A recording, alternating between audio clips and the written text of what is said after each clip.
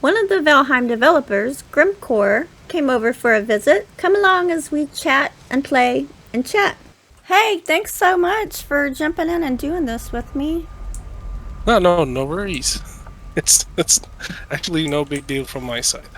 Awesome. And You're already yeah, here. is that you? That's me. Hi. Hello. Hello. Are you on the? Do you think we should change the wave back to the normal wave again, or You know, I what don't. side are you on? I see. I mean, I like diversity, so I could see like the benefit of both of them. Yeah. But you know what? Do we have? You know what I think would be cool would be like to be able to hold your beer stein or whatever and like do a skull and like do cheers with somebody. Don't we have a cheers? Do we? We The don't. Oh, cheer you can only do it when. Oh wait, the cheer did we is remove that? celebrate, right? Yeah. Yeah. Is it when you have a tasty mead or something? Are supposed to have something. If you have a tasty mead in your beer stein, is that when you do the cheers I've thing? never tried that, but we can give it a shot. I actually don't have anything on this character except That's well, fine. I have I have stuff. a black metal sword apparently. Cool. I have some at the base, but I'm gonna grab bone mass real quick, just cause All right. I don't know what we're gonna be doing. Oh, I will grab bone mass as well. All right. So how are you doing? What are we doing? I'm doing good. I'm excited about today. I've been let me close this door. I've been working my butt off trying to finish this base before you got here. All right. Nice. It's not totally finished, but it's pretty close. K spawn. This is me right here. This is my treehouse base. It's the main one that I use now on this Oh, nice. server. Tree houses. Those are the best houses. This is the first like big treehouse that I've built, so it's been a little bit of a learning process, but I love it. Is it a? Did you have to? Okay, so did you? No, this is a dedicated server, Yeah. Yeah, this so there's is no all cheating. vanilla. All vanilla. Everything you see today is vanilla. Nice. Yeah. That's what I like to hear. Yeah. And we're all builders. There's 6 of us on the server. All Um right. 4 of us kind of have played before too. This is our second server and we've kind of um like switched out a couple people to have a couple different people come in and have a different experience between different gameplays that we do, you know. Mhm. But we all kind of met in the No Man's Sky community and became friends there. And No Man's Sky has a lot of people that are interested in Valheim. I don't know if you're aware of this. I had no idea. There's a huge following of No Man's Sky people who are coming to Valheim, and we're happy to point them this way too because, like, seriously, Robin, we're addicted to this game. It's not, It's it's not funny anymore. Like,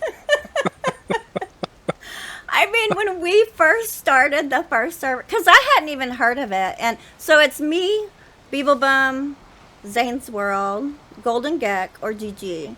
And then on the first server, we had Ford and A Train, and on this one, Captain Pugwash and TK, 3D printing. And on the first server, Zane was like, "Hey, I heard of this game. Anybody want to do it?" And I looked at the trailer. I was like, "This looks cool. I'll give it a shot."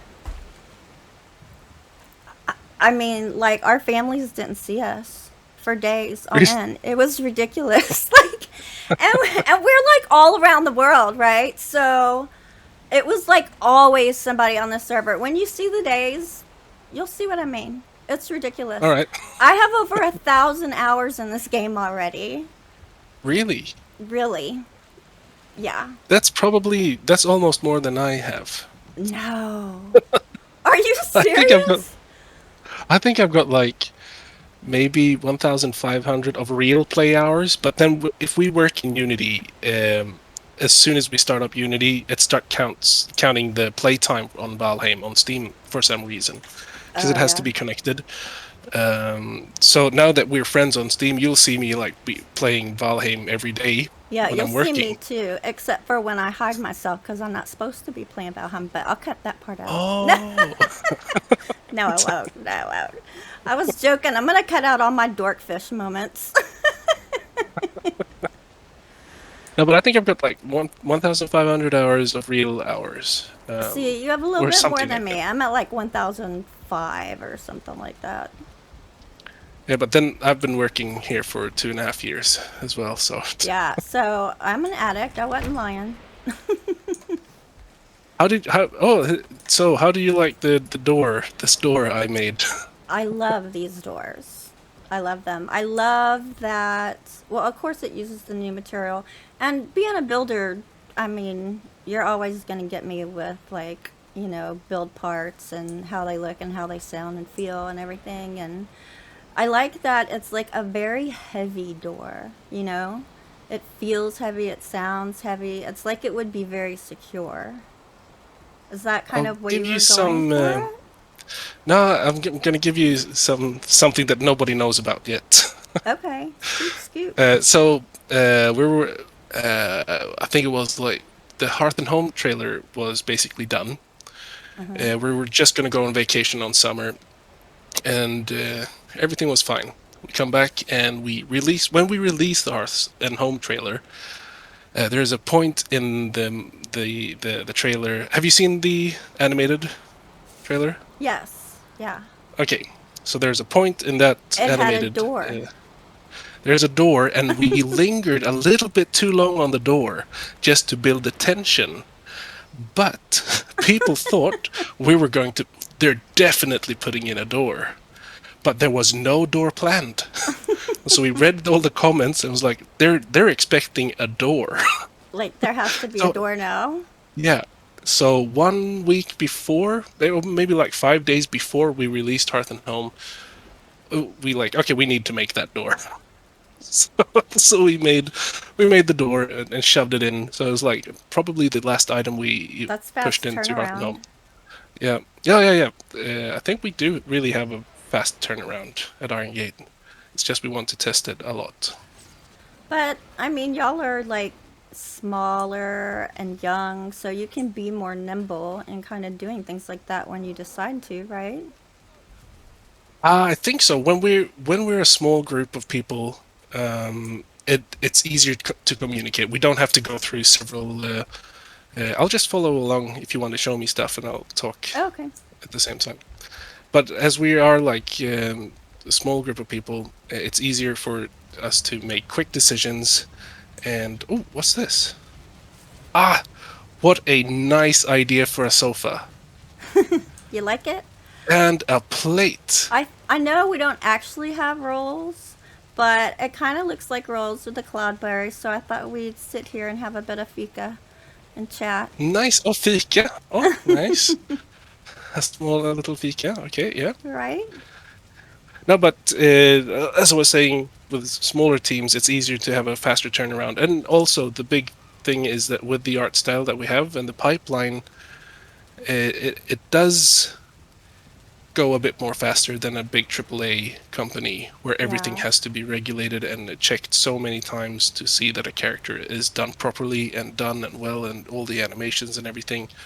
We basically just our real beacon of light has always been good enough. Like just get it good enough. There's no need to go for perfection. Nobody's gonna care. Nobody's gonna care at all. I mean, it So seems like always that good would take a enough. lot of pressure off of you, too. Holy cow, did you see that bird and bait? I could have Yep, punched it. I saw him just fly right past. I have punched a seagull before. It's one of my claims to fame. And now a That's good. drake as well, I'll have you know. I'm very proud of that. Nice. Have you jumped up onto a drake and flown around yet? No, can you do that? Yes, you can jump up on his head, and you'll actually the collision box is nicely made, so you can actually just stand on him Oh my and god, fly can we around. try that today? Oh, absolutely. That would be Let's so let's try that. fun! love that. I would love It's that. more difficult with Moder, but with the normal drakes, it's possible. I didn't know you could do it on motor either. It's difficult. You can like climb up on her back, and you can start like flying away, but it's more difficult. Okay. We're definitely going to have to try to do some of these fun ideas. I'm sure that you can come up with more too. That I'll be All like, right. what? We got to do that. But this is a very lovely house you've got here. Thank you. Thank you. Here's the kitchen. Oh, I forgot to close the fridge, but We don't even need to give you guys like boxes and stuff. You're creating everything yourselves. well, I got to say, This is so much more. Yep. like coming from No Man's Sky, I'm part of a group called Glitch Builders, and kind of what we're known for is taking the parts that they have in game and finding ways to make them do things that they were not designed for. So we can come up with really creative stuff that people are like, how in the world did they do that? And so it's awesome to kind of bring that mindset into this game. And there are so many things about the build mechanic in this game that I just really love, you know? Like this kind of thing. Like I can make my refrigerator and freezer look cold because I can attach, you know, little frosteners inside, and it keeps my food cold. Oh, is that what you've done? Yeah. That's a very nice idea. Thank you. I like doing little details like that.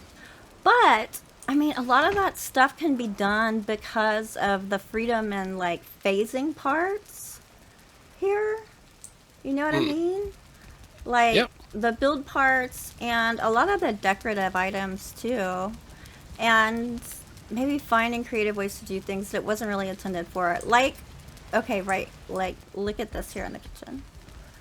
Okay, so here's the butcher's table, right? Yep. Why aren't we allowed to put anything on the butcher's table? Oh, you're not. No. So I had Can to you find a put way. anything on? Is it possible to put anything on the forge cooler? Maybe it's an extension thing. I'm not really sure. No, I think I've tried it in different places. So what I did here is I put these little wood blocks on the edge as close as I could get them and attached the meat to that so it looks like it's on the table. Ah, that's how you did it. I didn't even see that, and I made the butcher table.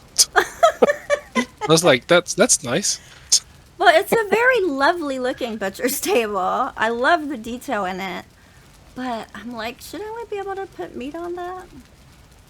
I was I was trying to get us to put actual meat on it, so there was always going to be meat on it. But it felt like maybe people don't want to have meat on it.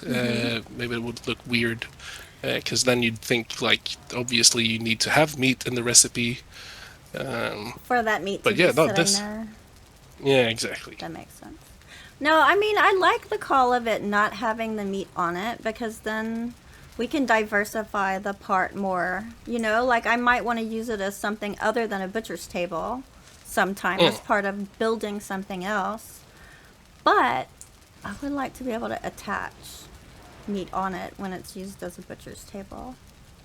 Just a thought. But just because you said, are you able to just like try and put? Is it not possible to put the item stands on the forge cooler either? Then, Let me get like, some no, pine it's wood not and possible for try. any extensions, or Let me see. Let's test that. Not all my stuff is organized right now because I'm finishing building. Okay, here. All right, let's see if I can put an item stand on top of. maybe that's just one of the rules but we have. while we're talking about it, whenever I'm trying to place an item stand on something, I can't see Yep. through the yellow box. Like if I'm trying to do fine tuning of where I'm going to place it, you know what I mean? Are you trying to? Have you tried using shift, or is that not possible as well? Hold on just a second. I think I put my fine wood away instead of getting it out or something. That's weird. Sorry. Okay. Apparently I don't have a workbench close enough.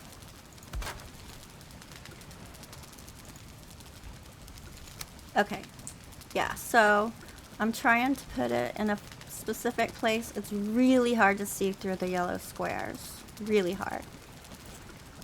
Yellow squares. You know Okay, what I let's see mean? here. No. Like there's the yellow see-through squares kind of radiating out from the part, and then the dots go up from it when you're trying to place something. Let's see if I actually need to... Furniture, where's one of those? Oh, okay. Yep. You see? But it's just... Especially like if you're doing multiple ones in a row and trying to line them up, you can't see where the previous one was because the yellow is covering it up too much to have clear Ah, vision. okay. Alright, I understand Does your... that make Yep. sense? It feels like it's on top of the item stand instead of it should be like beneath it. Is that what you want? That would help, yeah.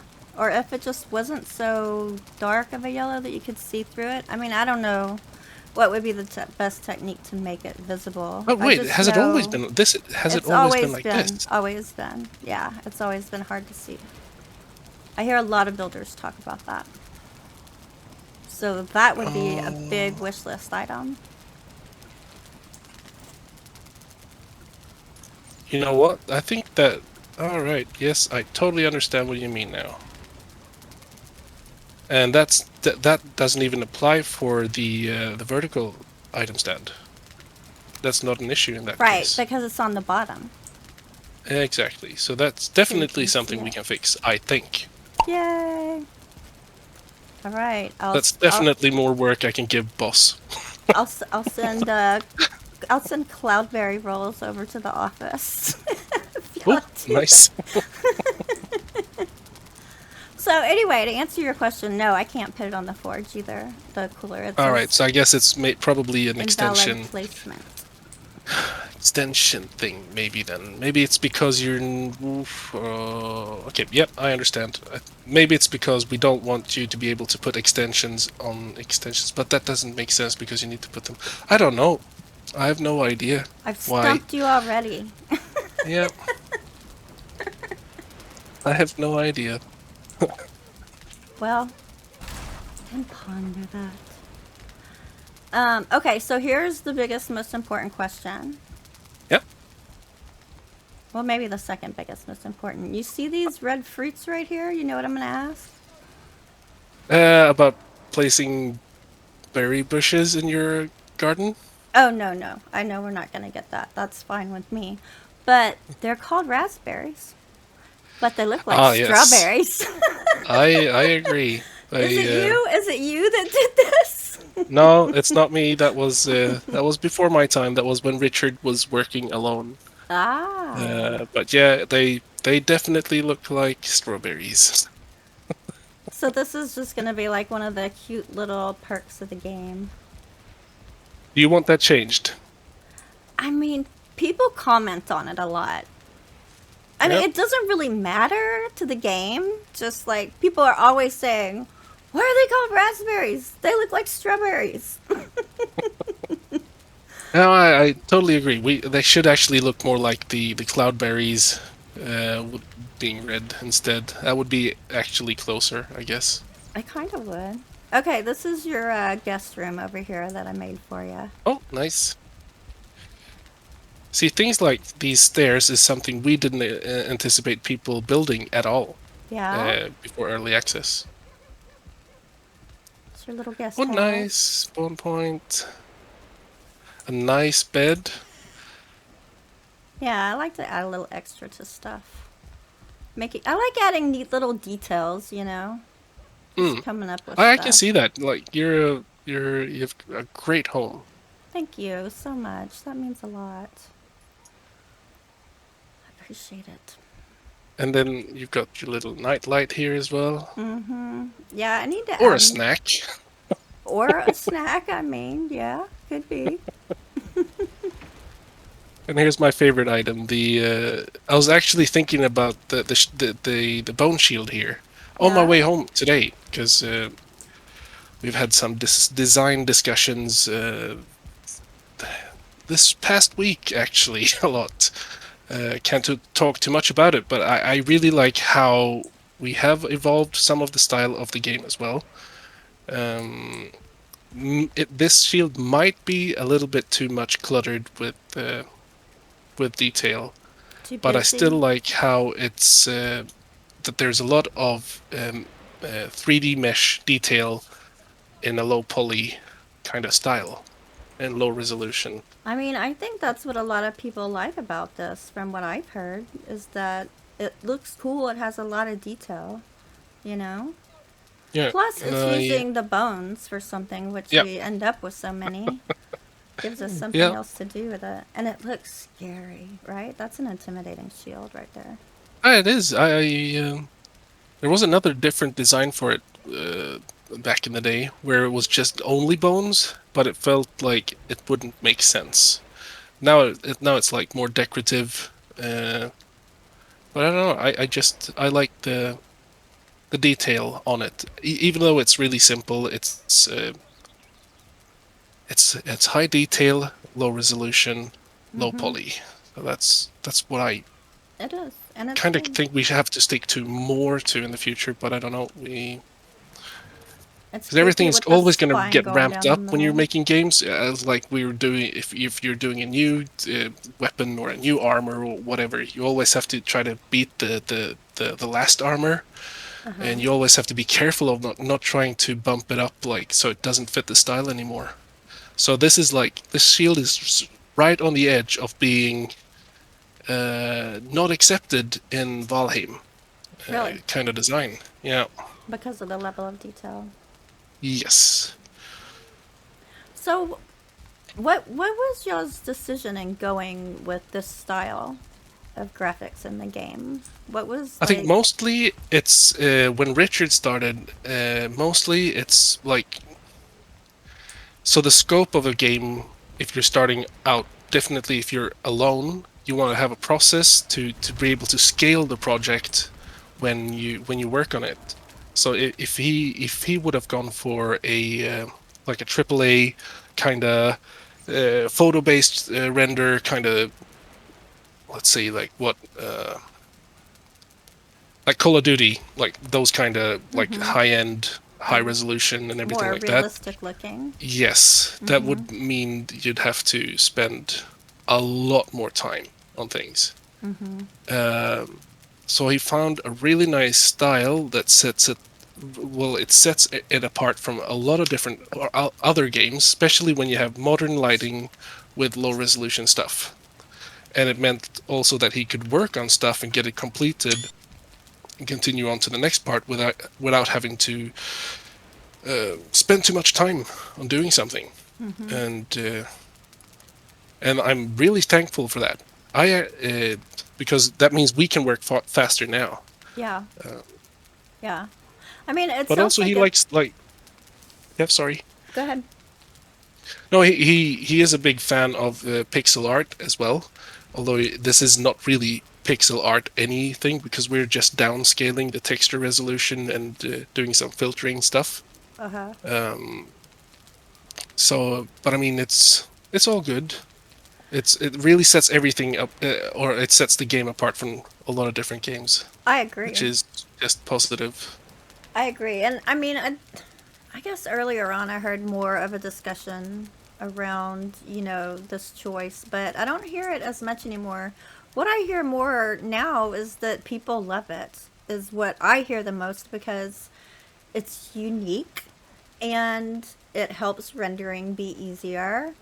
And Yep. the lighting and the way things are done in here, it makes it so beautiful. Like, I don't know how many times me or I've heard someone just like stop what they're doing and look around and go, oh my gosh, look at how beautiful this is. It's gorgeous, Like the light at sunrise and sunset, or like the mix of where the mountains meet the ashlands, and You know, it's just for being like a low res game, it has such high res quality in the visuals, if that makes sense.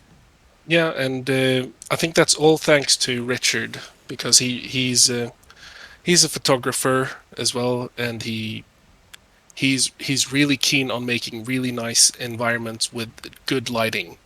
Yes. So it actually feels cozy, or it feels he likes to go into like what, and I think this is something that actually helps us a lot when we're designing the game. Like we always talk about how do we want something to feel, what's the feeling we want to achieve, and so it's always like feeling what's the feeling we're after, what's the feeling we want. And I actually didn't think a lot like that before starting at Iron Gate, uh, but I totally understand now, working so close with Richard all the time. Like, what is the feeling? And he's really good at trying to achieve nice feelings, or like the feeling of wet and dampness, or like when you're in the swamps, it feels like you just want to get out of there. Okay, I'm so glad you said that because I gotta tell you, the swamp is my very least place in this entire world. I hate being there. I don't like Yep, it. It's creepy as anything. I mean, I always like the thought of dead things in the water just yep, freaks me the heck out. And I always feel like there's something behind me. Always. I mean, I'm that's good. tempted. I'm tempted to turn off the sounds in the swamp sometimes because I'm just like, ah, get me out of here. I don't like it. And I think that Richard did a really good job there. In every biome, he's always trying to tweak the lighting and everything, the feeling, the mood, the mists and everything, so it actually feels like you're actually there. Because when you start caring about what you're looking at, you start caring about your character. You care about.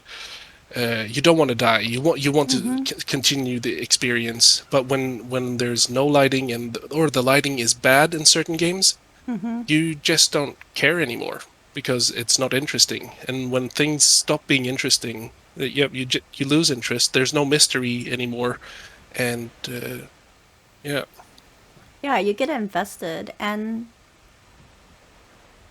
I think it's really smart too. I mean, I don't know if this was at all what he was thinking at the time, but people connect not based on their thoughts, but on their feelings, right?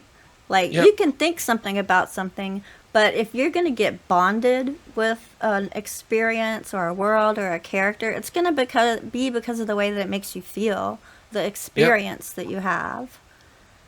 So I think that's exactly. really wise. And I think that's probably part of why this game has just taken off so much because it is it is a unique and intense experience. I mean, it's and I'm gonna try not to go on too much, but it's cool because there's like such low key calm things that you can do, like sailing for now. I mean, we'll see how that turns out being calm in the future.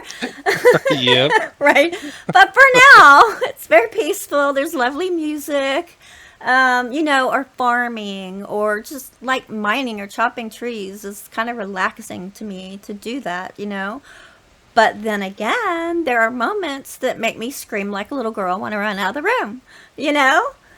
Yeah, Like I literally scream. And that's it's cool. It's cool to have both experiences. oh, definitely. I strongly believe, like, um, in many things that we do with Valheim, we love adding contrast and opposites as well. And I think it's, if you make a game that's only supposed to be funny all the time, it's never actually going to be funny all the time. So true. Because you get So you desensitized to it. exactly, you normalize it, and that's why, you like, if you watch any scary movie or horror movie, you put in the normal kind of sense of what the feeling is. Like, everything is normal, but then the strange things happen, and that's when you get scared. But if you start a scary movie by like putting in all the paranormal ghosts in the start of the film, you're actually just gonna take it like that's the baseline now. Right. um, and I think that that's something we try to think about a lot, is the opposites and the contrast, and the mix, and the complements as well. So you have something um, to build toward. Yes, exactly. Yeah, it's so true.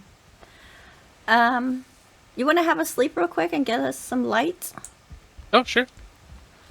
Then we can go look out back real quick and then hop off to a new adventure. Yeah. The adventure continues next time. Until then, Happy gaming. happy gaming!